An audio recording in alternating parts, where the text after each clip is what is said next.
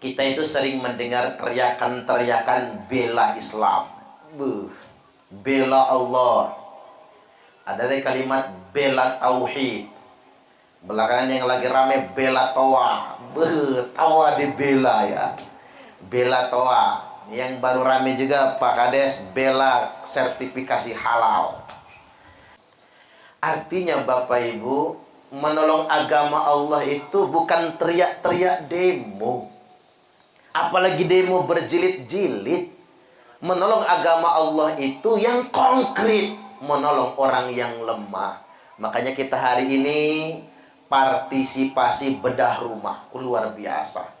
Yang nyumbang pasir ya Pak, ada yang nyumbang bata, nyumbang kusen, nyumbang asbes dan lain sebagainya.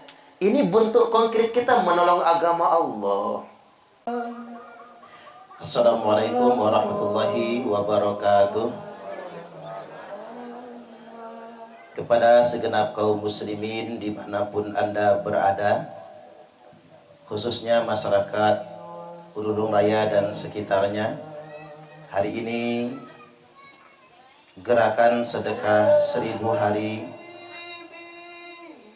mengadakan serah terima hasil bedah rumah layak huni.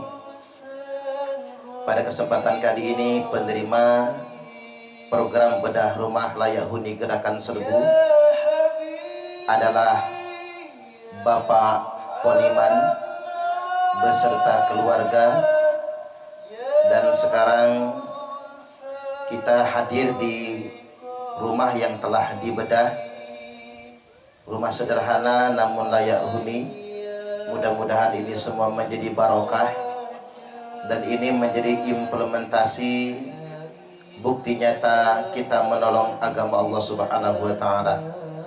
Kami ucapkan kepada segenap donatur yang telah menginfakkan hartanya maupun yang telah bergotong royong sambatan mendonasikan tenaga dan pikirannya. Kami doakan jazakumullahu khairan katsiran. Semoga Allah membalas kebaikan Bapak Ibu semua dengan kebaikan yang sebanyak-banyaknya. Khususnya kepada Bapak Poniman beserta Ibu, kami di sini menyerahkan amanah. Kalau ada yang tidak berkenan selama pengerjaan bedah rumah, ucapan dan sikap yang tidak berkenan dan tidak sopan, kami mohon dimaafkan. Dan semoga rumah ini barokah buat panjenengan beserta keluarga. Mudah-mudahan dengan menempati rumah ini Allah Subhanahu wa taala datangkan kebahagiaan, keberkahan dunia sampai akhirat. Mohon diterima semua sumbangsih dari para dermawan.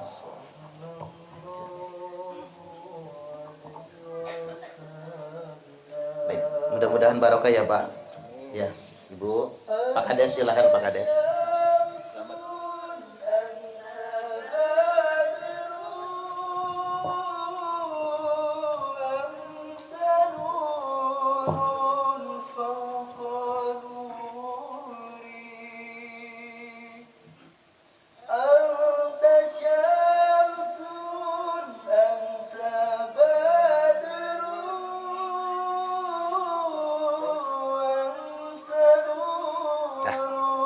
Ya, barakallah. Lagi Mbah, barakallah. Dulu, barakallah lagi.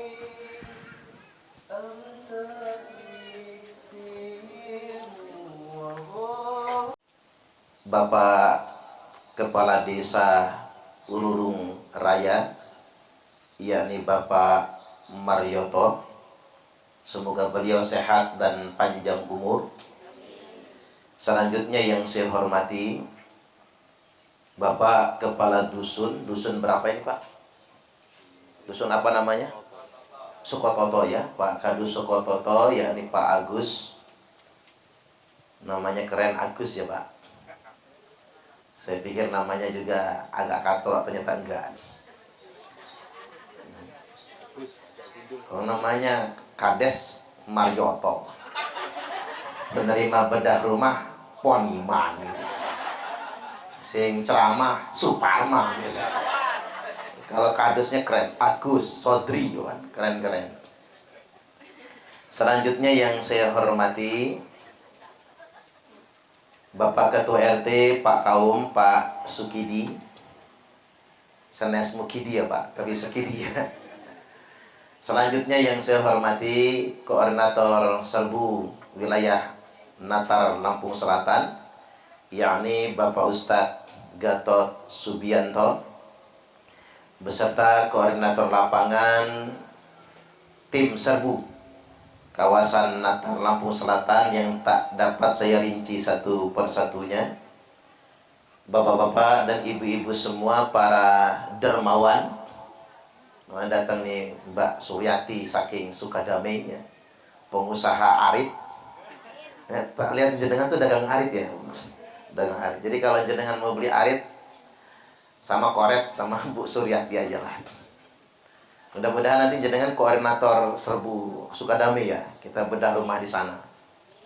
Selanjutnya terkhusus yang kami hormati, yakni Bapak Poniman beserta Ibu dan keluarga penerima donasi bedah rumah Gerakan Serbu.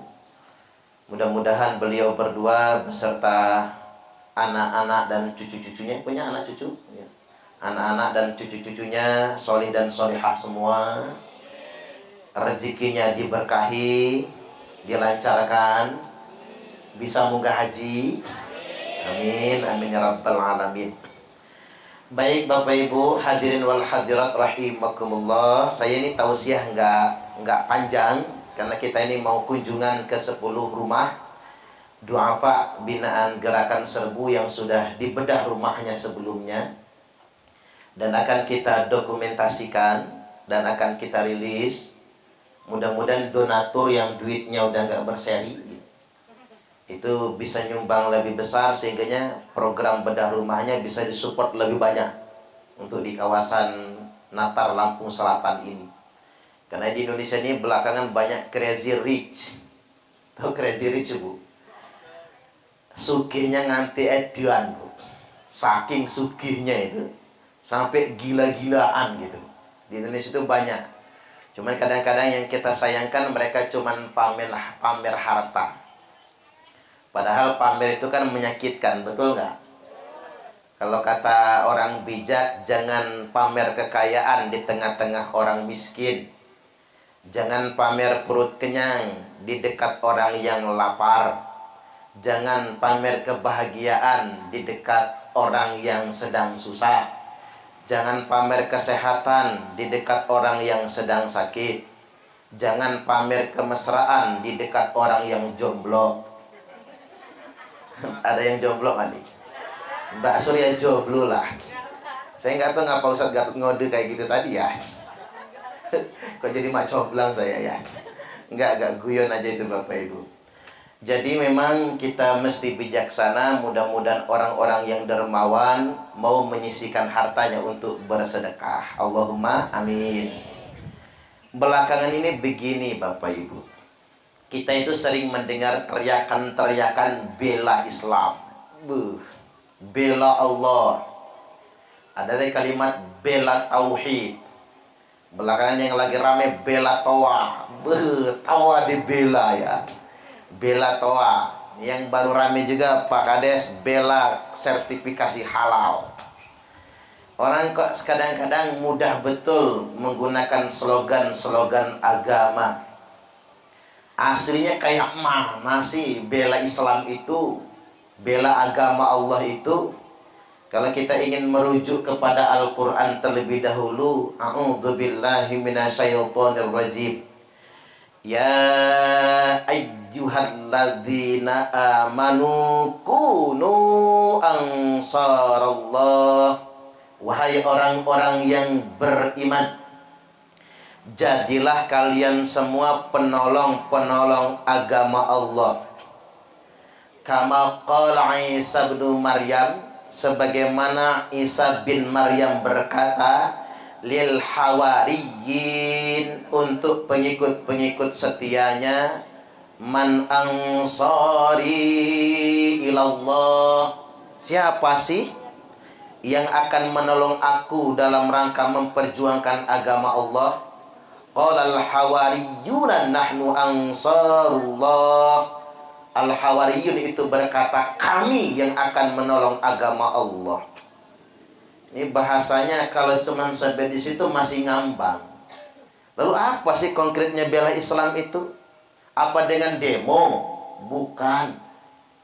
Apa dengan mengerahkan massa berjilid-jilid? Bikin macet jalan raya? Sholat aja bukan di masjid tapi di tengah jalan. Salah pula sholatnya itu ya. Apa begitu cara menolong agama Allah? Tidak. Kan bahkan bahasanya begini, angkunu ansarallah.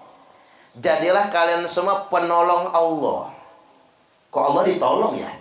Kalau kita terjemahkan kasar atau begini, ya ayyuhalladzina amanu in tansurullaha yansurkum wa yuthabbit aqdamakum. Wahai orang-orang yang beriman, jika kalian semua menolong agama Allah, maka Allah akan menolong kalian. Kata agama itu kan diselipkan oleh penerjemah, oleh para ulama yang menerjemah. In tansurullah, apabila kalian semua menolong Allah. Kan muncul pertanyaan, Bu, kan jadi pengen tanya kan, emang Allah perlu ditolong?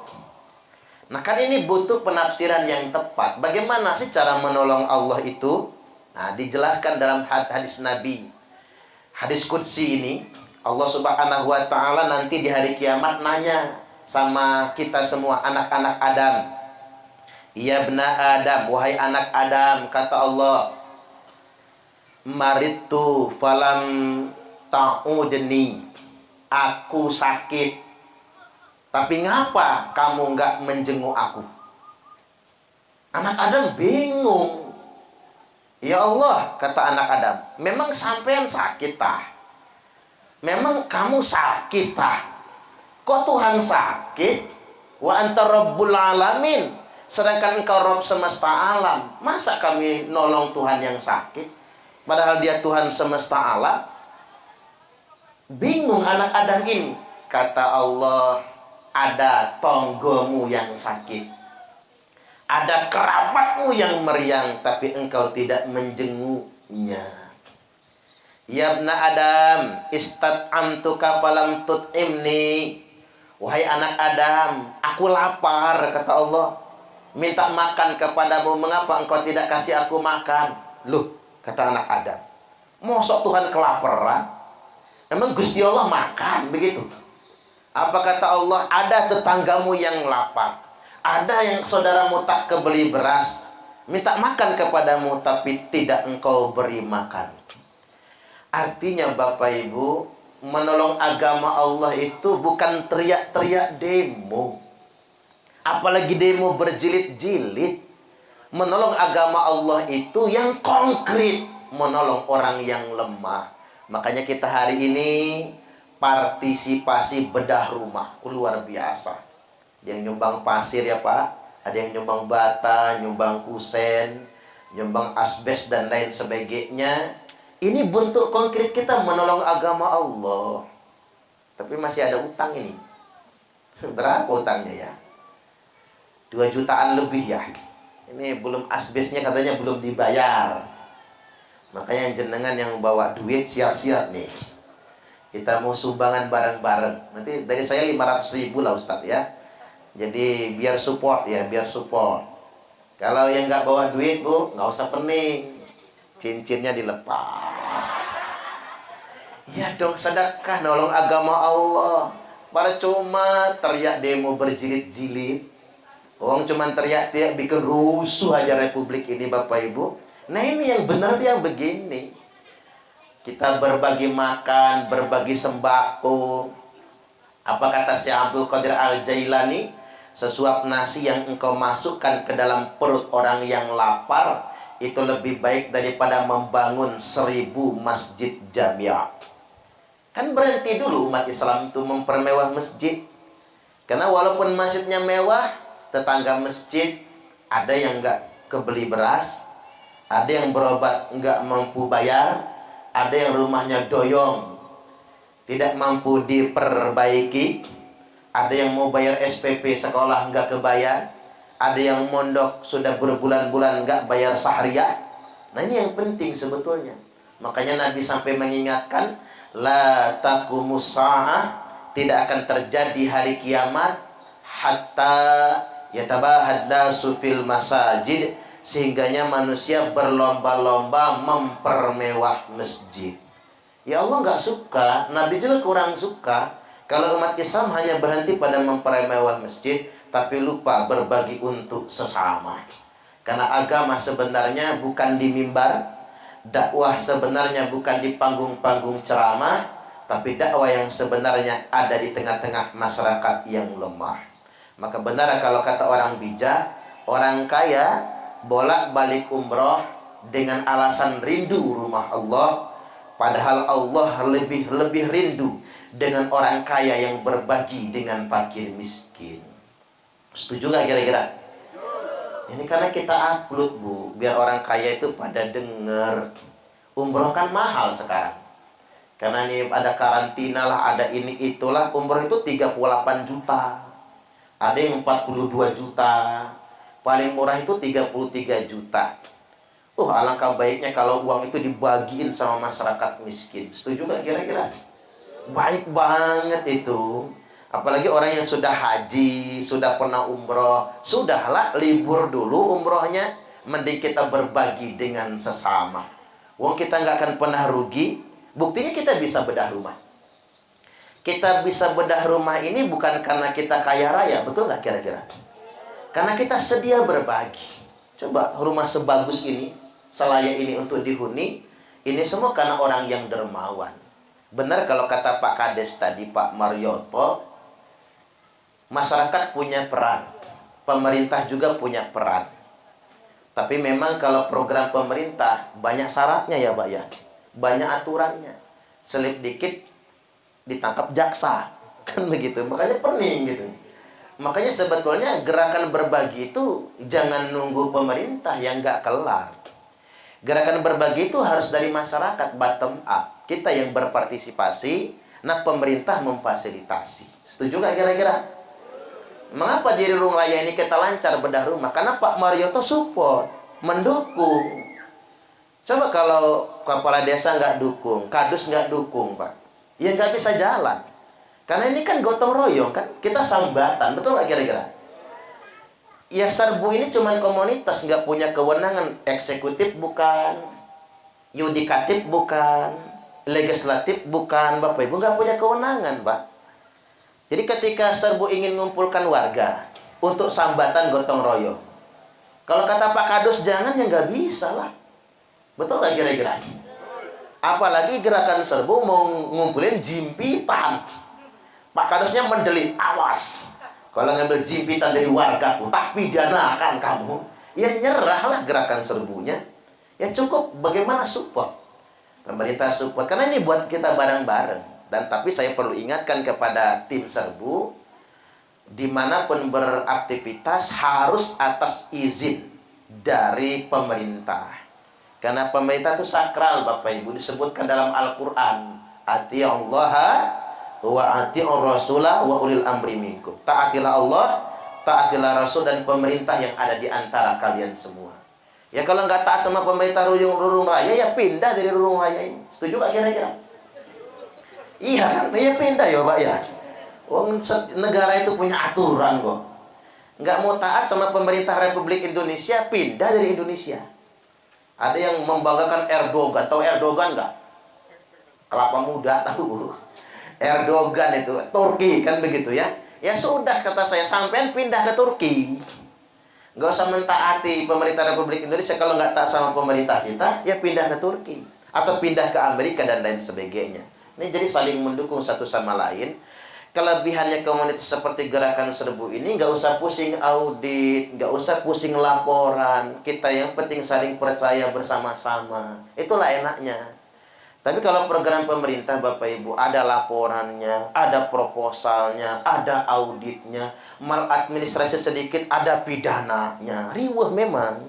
Dan kalau yang dapat semua dusun Sokototo, dusun yang lain ngamuk-ngamuk, Pak. Kalau program pemerintah itu harus rata soalnya. Itu yang jadi masalah. Belum lagi potongannya Pak Kades ya. Potongannya yang gak enak tuh potongannya soalnya. Yang motong bukan Pak Kades, di atasnya dikit kan gitu ya. Mau datang ke bawah terpaksa Pak Kades, pokoknya gak enak ngomong sama Pak Orman, jenengan dibedah, tapi jenengan siap nggak 10 juta kan gitu ya. Karena faktor-faktor yang sedemikian rupa, Bapak Ibu, itulah agak riuhnya sedemikian rupa. Makanya kita tinggal berpartisipasi, dan saya senang betul kenapa Kades terus hadir bersama kita semua. Dan jelas ini semua adalah karya warga sekitar. Ya, kita yang nyumbang, Bapak Ibu yang nyumbang tenaga. Kalau bayar tukang berapa coba? Kan mahal. Bata, kusen, dan lain sebagainya ini. Dan saya gembira sekali. Dan ini hanya bisa dilakukan di kampung. Kalau di kota nggak bisa, Pak. Kalau di kota ribut malah suruh sambatan. Ini di kampung ini luar biasa, masyarakat gotong royongnya itu, ini nilai lebihnya sebetulnya.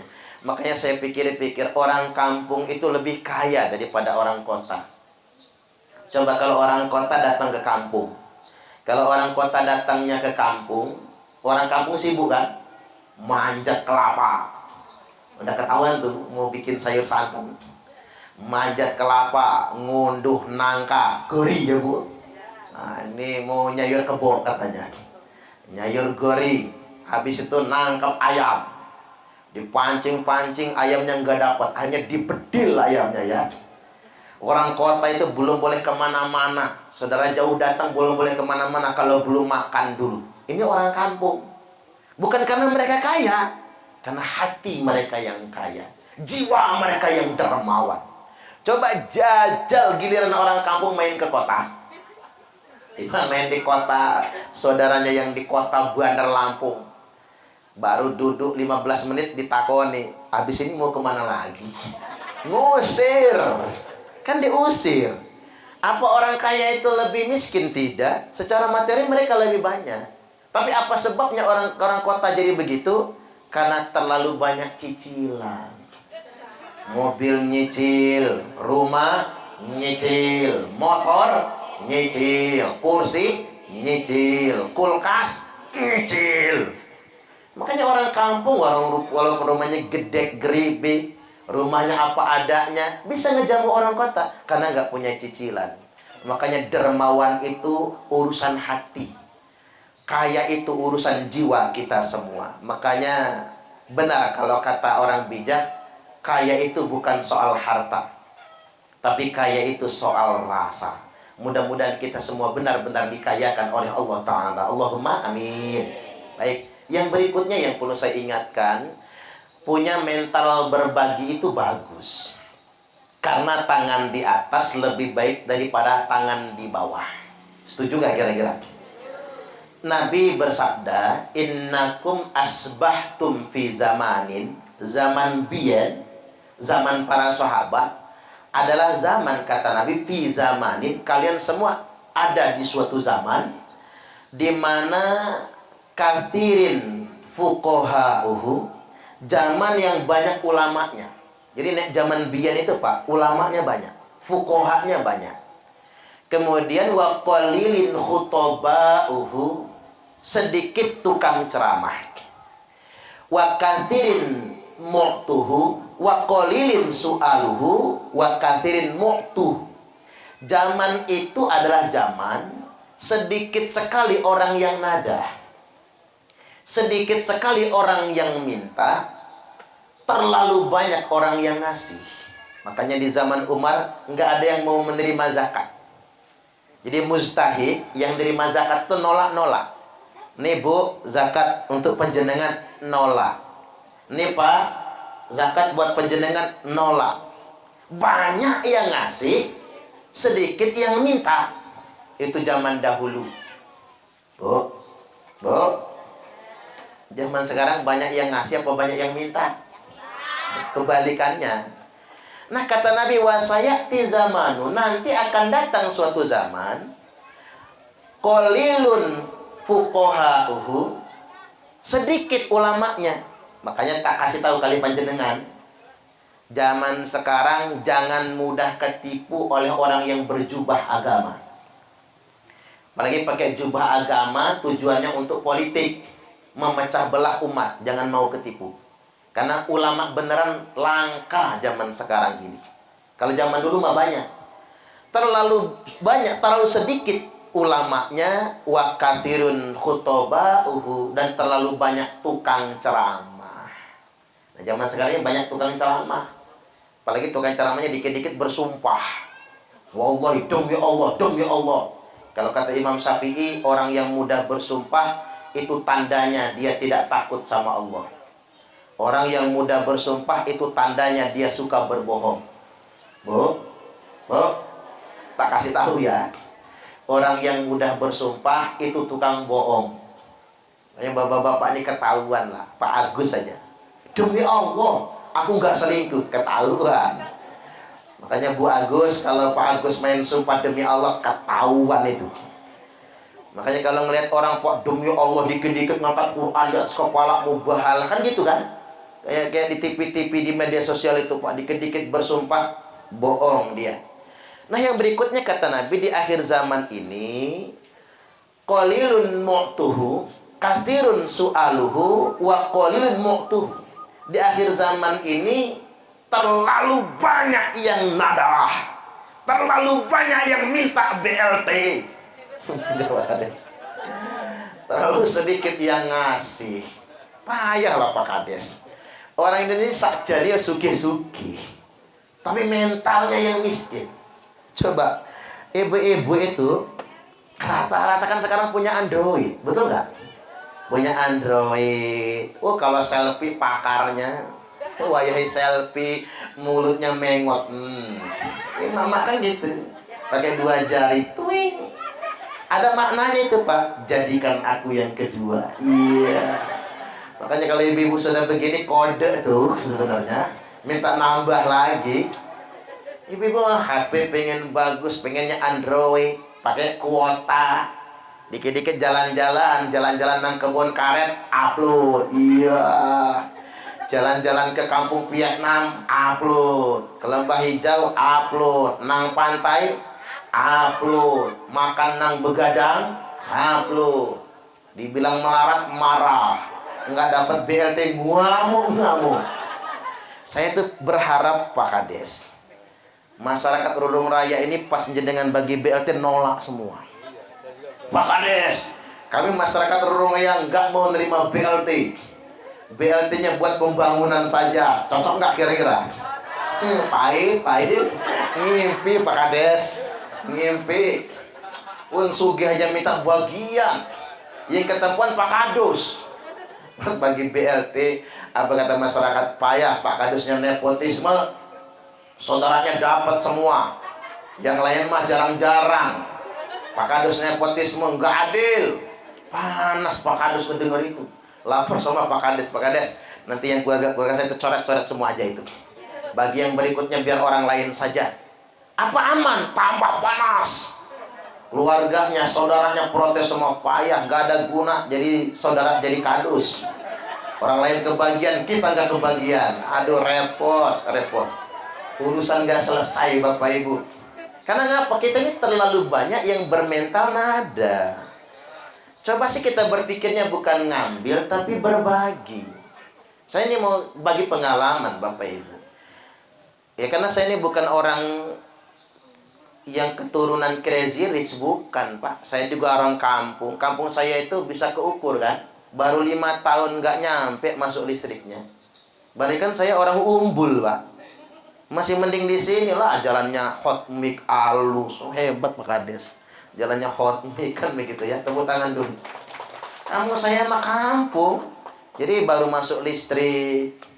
Kemudian Bapak Ibu, memang orang susah kan begitu. Jalan sekolah aja jalan kaki 7 kilo.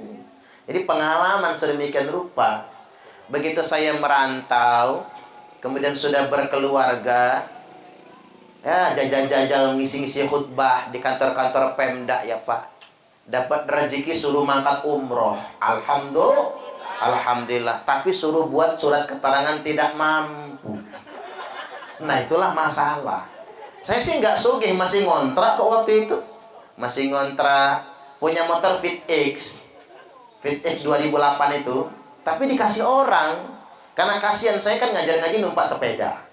Jadi kasihan orang ngelihat saya, daripada ngajar-ngaji numpak sepeda dibelikan motor. Saya ngomong, kata saya, bisa nggak Pak, nggak pakai surat keterangan tidak mampu? Nggak bisa. Kata pemerintah nggak bisa. Ya sudah gini, saya buat surat keterangan tidak mampu. Habis pulang umrah tak ambil lagi suratnya. Loh apa Pak Ustadz? Mau tak bakar, kata saya. Takut permanen, nggak mampunya nanti. Waduh, nggak bisa. Akhirnya nggak jadi umroh. Bukan sok kaya Pak. Saya khawatir jadi doa surat keterangan tidak mampu ini nantinya. Permanen buat saya.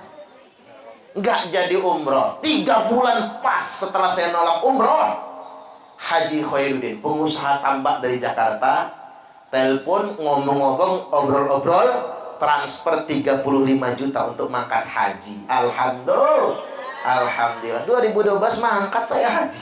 Nggak pakai surat keterangan tidak mampu. Begitu ada sejarah konversi dari minyak tanah ke gas. Kan konversi kan? Saya nggak dapat Pak Kades. Nggak dapat kompornya, nggak dapat gasnya. Gas subsidi itu yang 3 kilo tuh nggak dapat. Saya datang ketua RT, Pak, kok saya nggak dapat? Oh, Pak Ustadz nggak dapat jatah. Ya saya kan bukan orang kaya, kata saya. Oh, tinggal saja ngontrak ini. Justru karena ngontrak kedapat kalian. Loh kok iso ya, bukan warga tetap di sini. Tapi Ustadz bisa dapat. Sekarang buat dulu surat keterangan tidak mampu. Surat lagi. Nggak jadi Bapak Ibu. Pokoknya pakai dulu kompor minyak tanahnya itu, kata saya, ngumpulin duit.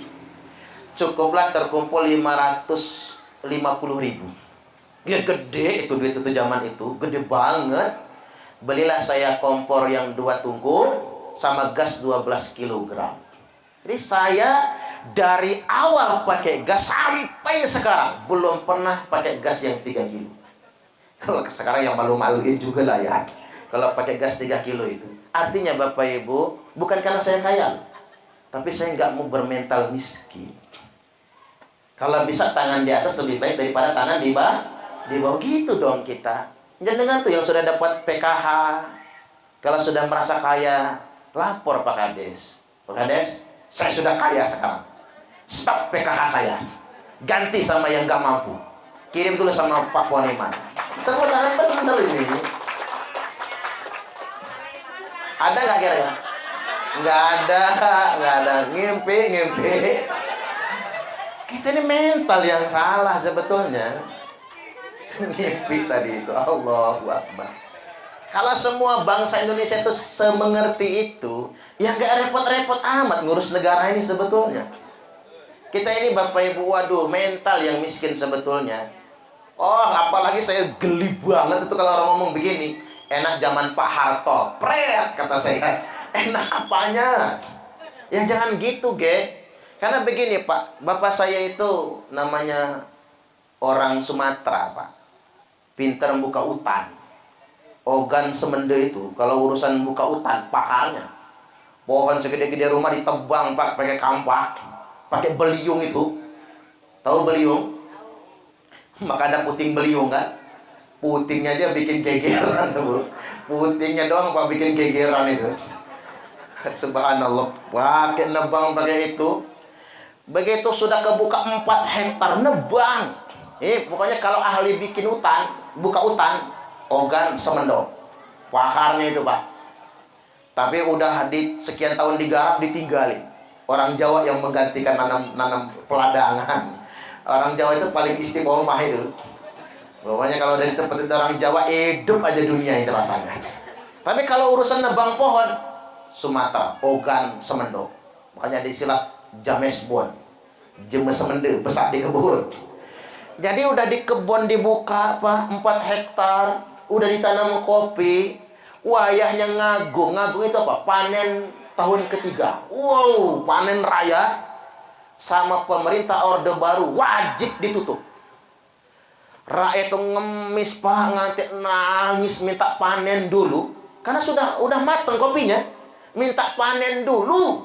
Baru ditutup, nggak dikasih. Itu zaman dulu. Kalau sudah wayahnya gusuran, sudahlah. Siapapun orang bangkrut semua. Ibarat kata nangis darah, nggak dapat apa-apa. Zaman sekarang jajal kena gusuran jalan tol. Beuh, saya ngayal mudah-mudahan ada jalan tol kedua lewat Rurung Raya ini. Pas rumah Pak Boniman. Iya. Habis bedah rumah, setahun kemudian jalan tol lewat sini langsung ganti rugi 1 miliar. Iya kan? Zaman sekarang tuh bukan lagi ganti rugi, ganti untung sekarang ini. Kurang apa? Di kampung saya zaman Soeharto, zaman dulu itu Pak, dusun itu cuman satu yang punya TV. Pak Kadus doang. Kepala suku kalau di kampung saya itu, kepala suku yang punya TV. TV-nya hitam putih. Apinya pakai aki. Yang nonton sakampung nonton. Film lagi bagus-bagusnya cetek mati. Kata anak Pak Kadus, akinya habis. Gigit jari pulang. Begitu kita bubaran pulang, TV-nya hidup lagi. Emang jahil anaknya Pak Kadus tuh. Karena kita masih penasaran betul Pak. Film tadi masih nanggung betul, ngintip dari lubang-lubang itu nanti bintitan. Kan rumahnya papan gede gitu loh Pak. Biasa ngintip. Itu yang paling sugih punya TV. Motornya cuma satu yang punya motor trail. Ya agak mending dikit L2 Super zaman itu. Itu saja. Zaman sekarang satu rumah 2 motor, 3 motor, 5 motor. Punya mobil, tapi ngaku melarat. Ini yang jadi masalah di negeri kita ini, mental yang miskin. Padahal kalau kita ingin bersyukur, sebetulnya kita sudah dikayakan oleh Allah. Nah saat ini dengan gerakan serbu, kita semua belajar berbagi. Insya Allah. Nah satu hal lagi yang ingin saya sampaikan, sebentar lagi jelang Ramadan, jangan lupa bayar zakat ya. Karena kita ini gerakan serbu juga gerakan zakat. Seandainya gerakan serbu mau mengelola zakat, minimal Ustadz Gatot harus izin ke kepala desa. Bagusnya kepada kearifan lokal ya, menyatu dengan ambil zakat desa masing-masing. Jadi jangan sampai nanti overlap, jadi ribut nanti malahan. Yang zakat itu dari masyarakat harus kembali kepada masyarakat. Silakan. Bagus nantinya Baitul Mal ini, Baitul Mal Asyifa ya. Itu punya izin kemenak, nggak apa-apa, ke KUA. Jadi kalau zakat itu harus ada izinnya. Jadi nggak boleh, karena kalau nggak ada izin ngelola zakat itu, dia bisa jadi pidana nantinya. Karena mengapa? Mengumpulkan zakat tanpa izin bisa jadi pidana. Kecuali panitia. Kalau panitia itu bisa tentatif kan, sewaktu-waktu saja.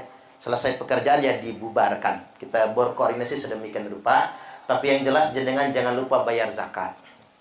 Zakat bukan cuma zakat fitrah, zakat mal juga. Zakat mal per panen, panen singkong bayar zakat mal, panen padi bayar zakat mal, dan lain sebagainya. Lantas kemudian alokasi pembagian zakatnya kepada 8 asnaf. Saya perlu ingatkan, bukan dibagi 8. Ngapurung ya, ini harus jelas ya. Zakat itu bukan dibagi 8. 8 asnaf dalam Al-Quran itu 8 kategori penerima zakat. Kategori. Ngerti kategori gak sih? Nangka. Kategori. Jadi kriteria penerima zakat itu ada 8 orang, 8 golongan. Bukan dibagi 8. Wa ila man yujadu minhum. Atau dari 8 itu yang ada saja kategorinya. Misal contoh, fakir, miskin, amil, cuman ada 3 nih misalnya. Cuman ada 3 kategori. Maka bukan dibagi 3. Bukan dibagi 3 kalimatnya. Tapi dibagi habis. Kalau dibagi 3 gawat. Yang fakir miskin 200 orang. 200 kakak. Amilnya cuman 5 orang. Kalau dibagi 3, fakir miskin dapatnya cuman beras 1 kilo. Amilnya dapat beras 25 kilo. Nggak boleh begitu Pak cara ngebaginya itu.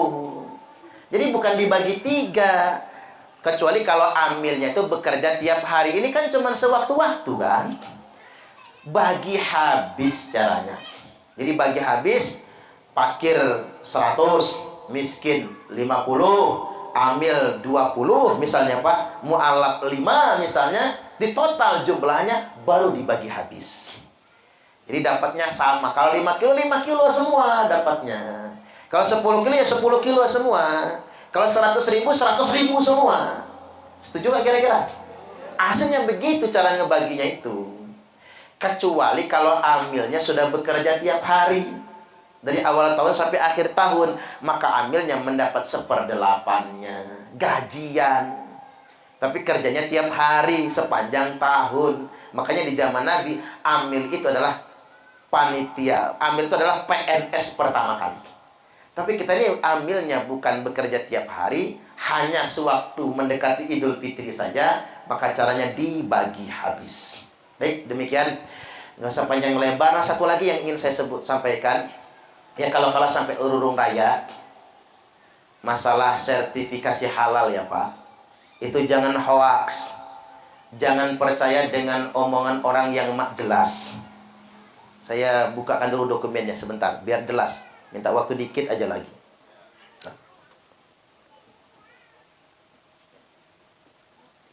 Tentang sertifikasi halal, biar tahu.